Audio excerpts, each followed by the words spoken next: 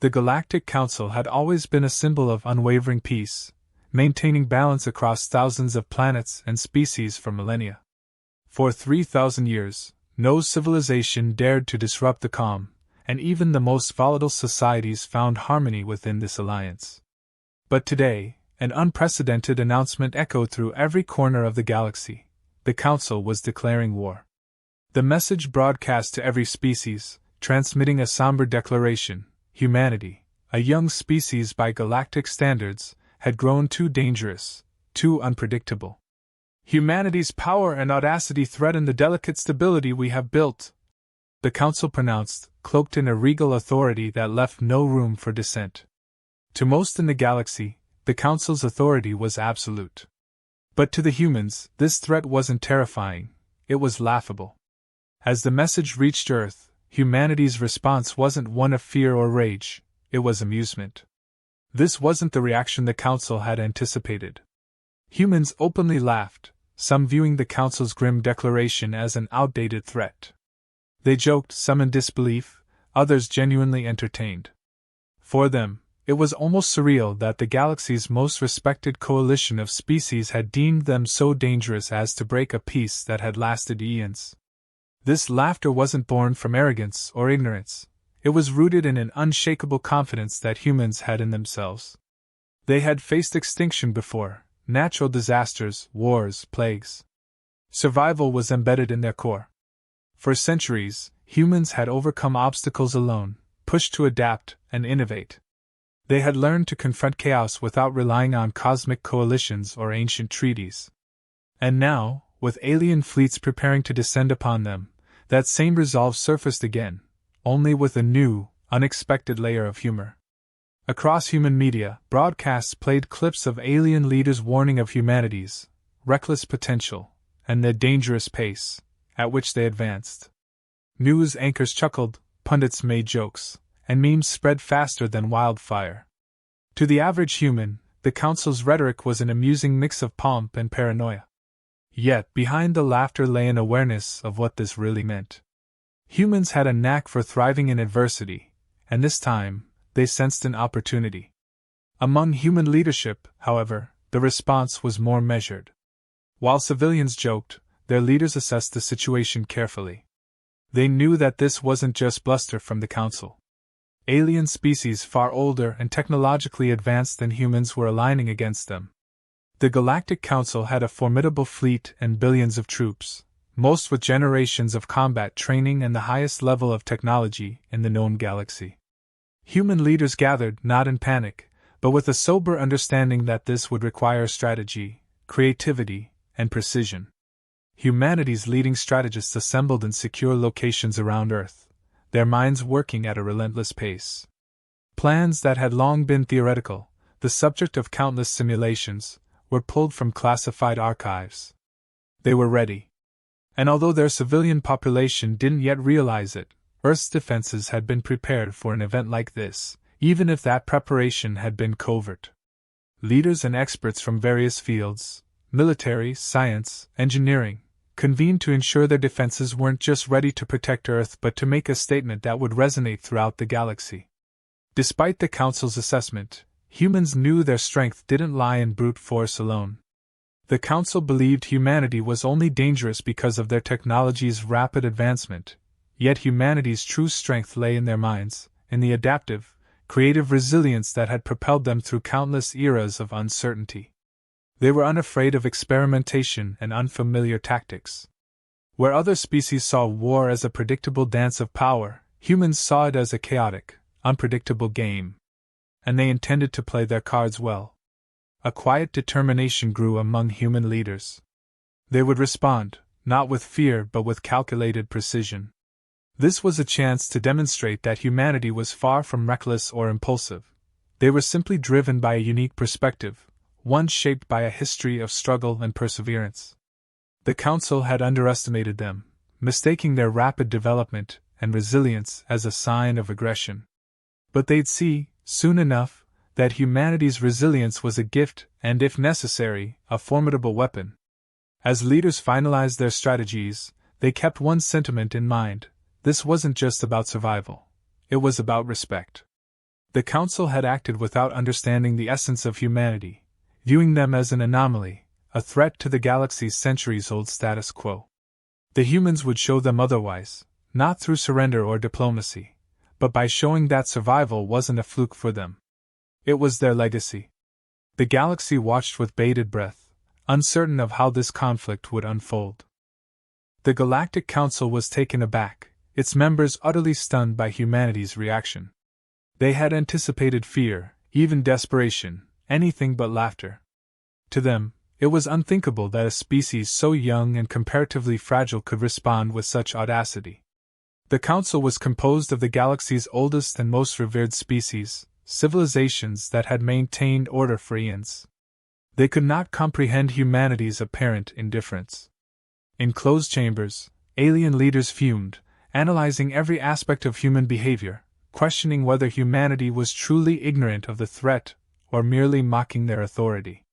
The consensus was that humanity must be taught a lesson, a powerful display that would crush any notion of their supposed resilience and prevent other species from taking inspiration from their defiance.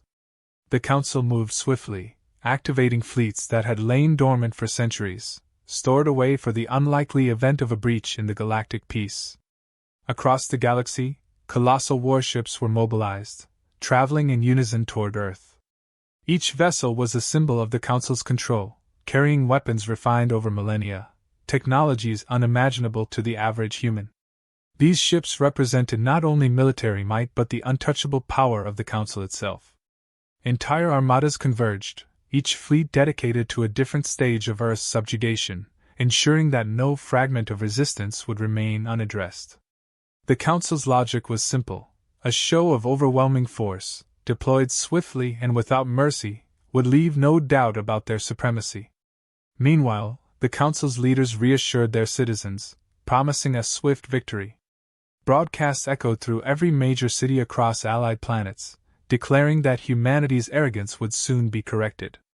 The Council had deemed them reckless, a species that thrived on chaos, a threat to the galaxy's stability.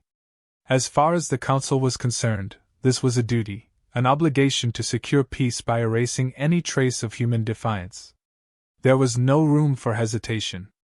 Alien civilians watched in awe as the fleet grew larger, moving with a precision only possible through centuries of meticulous training and discipline. Soldiers prepared themselves with resolve, many having never faced real combat but conditioned for duty through rigorous simulations. The thought of engaging in battle was unsettling to many of these alien warriors, whose lives had been shaped by the peace the Council enforced. Yet they were reminded that this conflict was necessary, that humanity had left them no choice. In stark contrast to the Council's vast mobilization, humanity's response was strangely quiet. Earth's defenses were present but seemed minimalistic, almost understated, as if they knew something the Council didn't. Analysts within the Council noted the lack of urgency on Earth, interpreting it as either a sign of resignation or an attempt to mask their terror. But the reality was more complicated than that. Humanity's approach to the looming war was not one of arrogance, it was one of calculated intention. While the Council moved with grandeur and spectacle, humanity prepared with efficiency and foresight.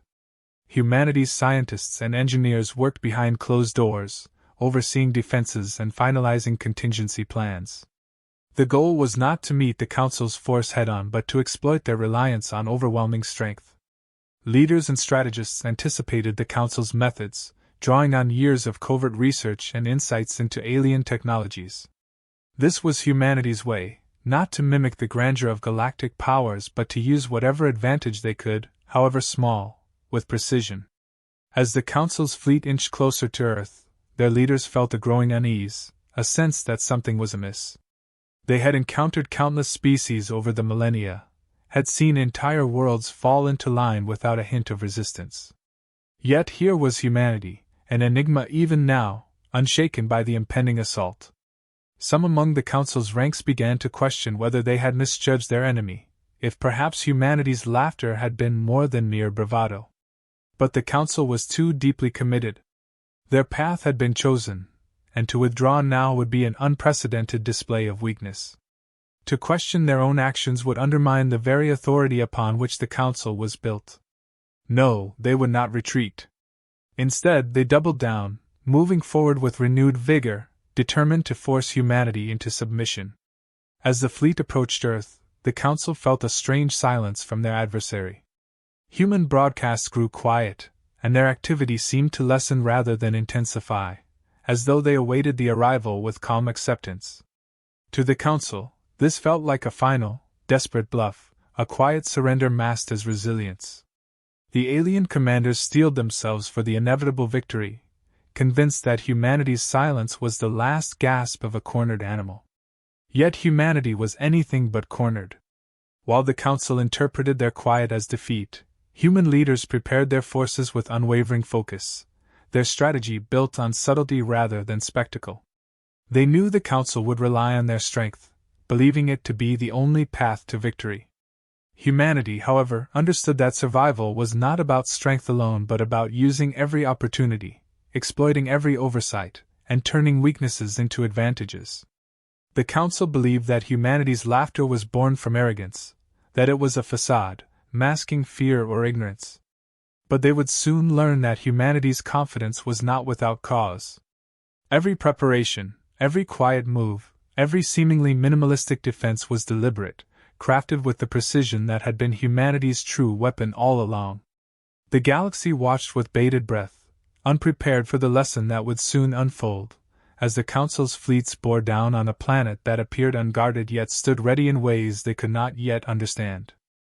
The Galactic Council's fleet surged forward, vast and unrelenting, confident in their overwhelming numbers and advanced technology.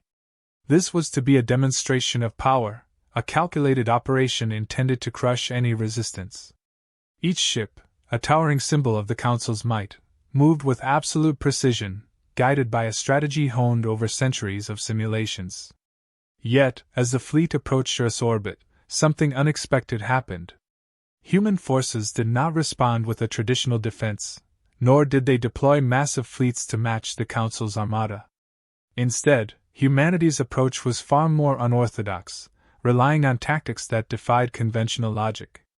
Unlike other civilizations that had been subdued by the Council, humanity had no intention of meeting brute force with brute force. They understood the Council's confidence in their strength, and had tailored their strategy to turn that confidence against them. The first wave of attacks from the Council's fleet was met with a surprising calm. Humanity's defense appeared modest, even minimalistic, yet it was deceptively effective.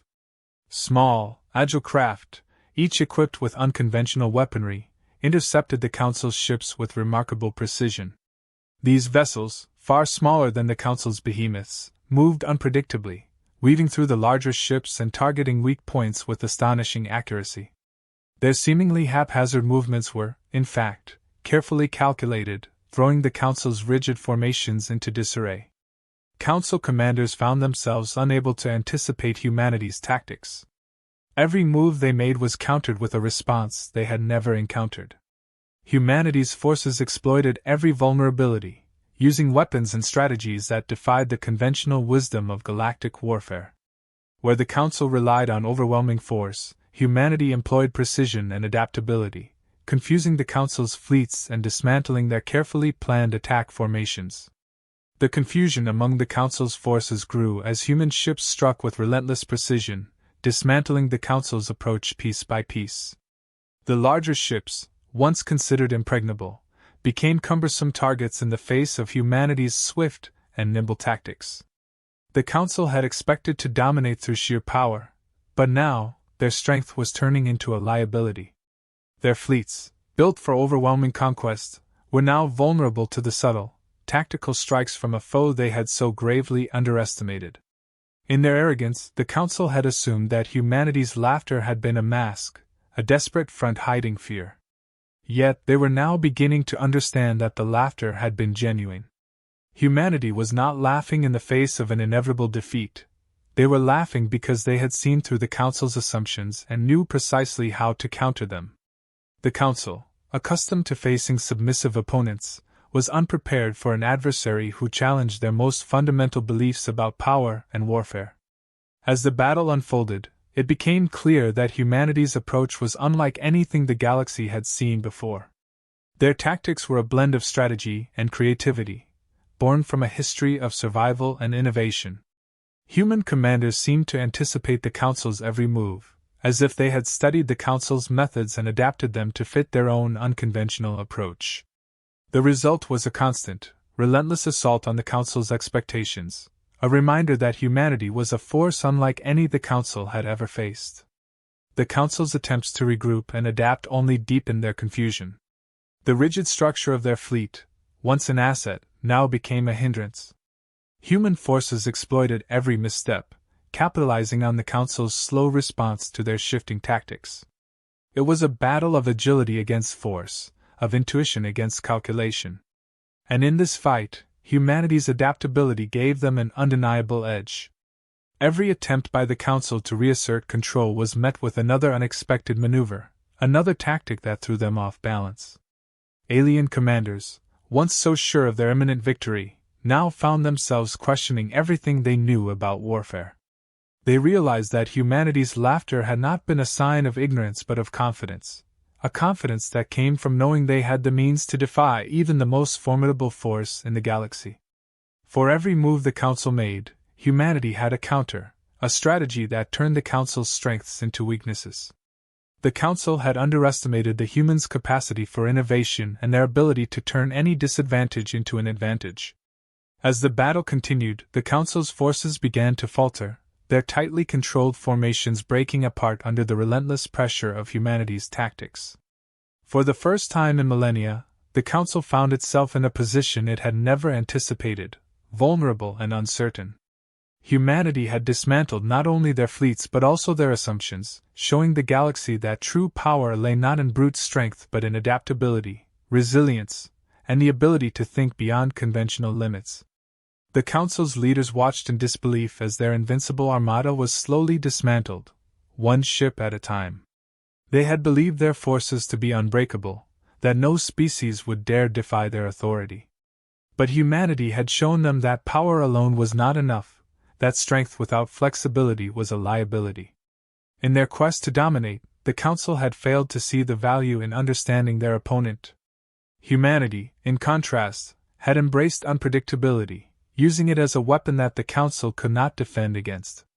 In the aftermath of each encounter, humanity's forces withdrew with precision, leaving the Council's ships in disarray. Alien commanders struggled to regroup, to find a way to counter the humans' seemingly random but devastating attacks.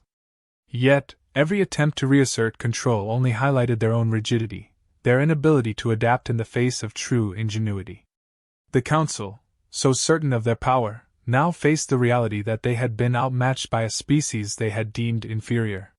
Humanity's laughter, once dismissed as a fool's bravado, now echoed through the galaxy as a testament to their resilience and strength. They had not only defied the Council's expectations but had shattered them, leaving the Council to confront the limits of their own arrogance.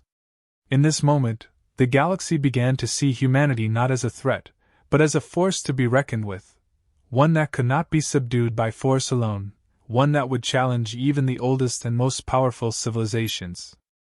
The Council's fleet, once confident in its strength, now teetered on the edge of collapse. Alien commanders, once filled with certainty, faced an unanticipated struggle. Every tactical approach they attempted had been neutralized, and their traditional strategies had proven ineffective against humanity's adaptability. This encounter had evolved into something more than a battle for control. It was a test of resilience, a clash of philosophies, where brute strength faltered before ingenuity.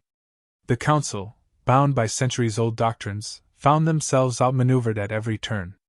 As alien leaders assessed the staggering losses, doubt rippled through the ranks. Their once ironclad confidence was shaken, and whispers of uncertainty spread among the crews. The humans, far from yielding to the Council's overwhelming numbers, had fought with a precision and fluidity that left the Council reeling.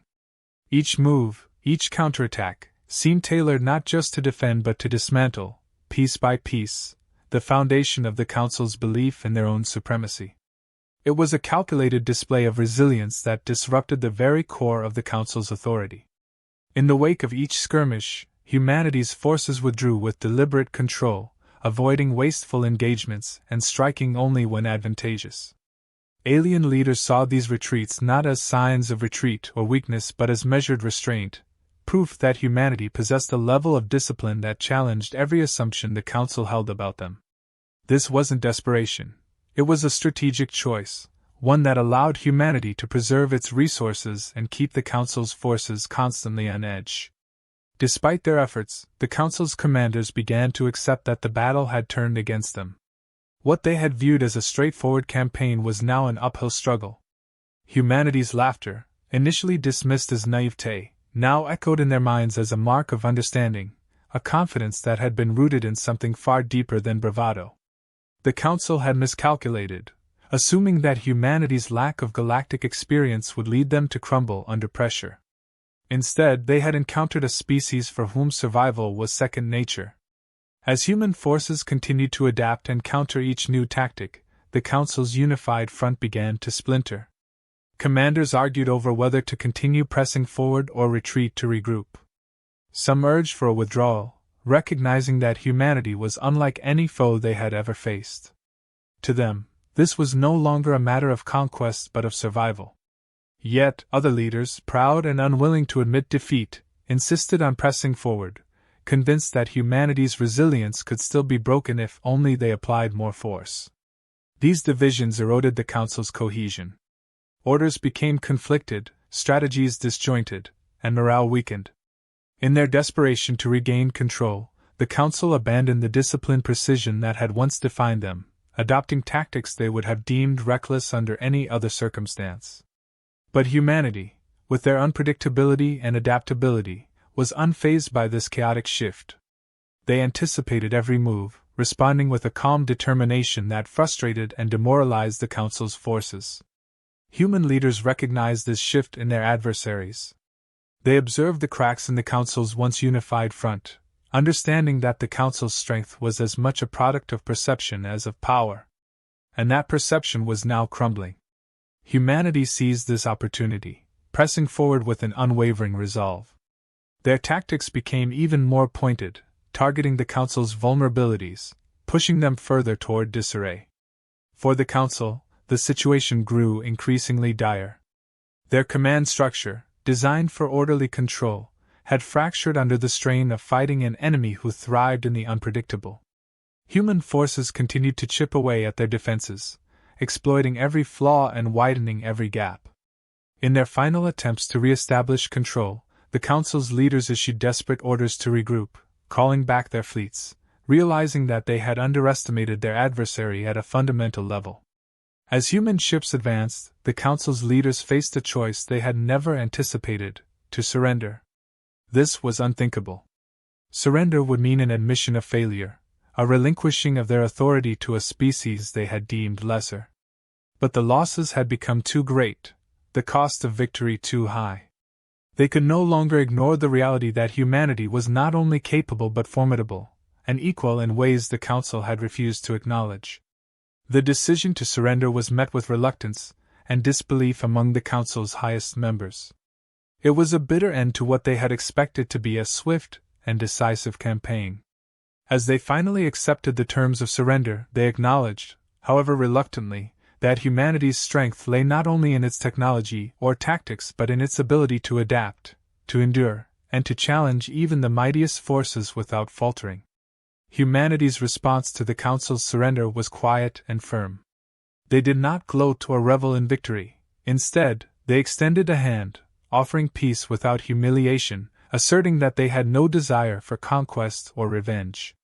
They demanded only that the Council respect humanity's sovereignty, leaving them in peace. This act, this restraint, spoke volumes to the galaxy, demonstrating that humanity's resilience was tempered by a sense of honor and dignity. In the aftermath, the galaxy watched, astounded. A young species, underestimated and nearly dismissed, had stood against the Council and emerged undefeated. This victory, however unlikely, was a reminder to every civilization of the limits of power and the value of resilience.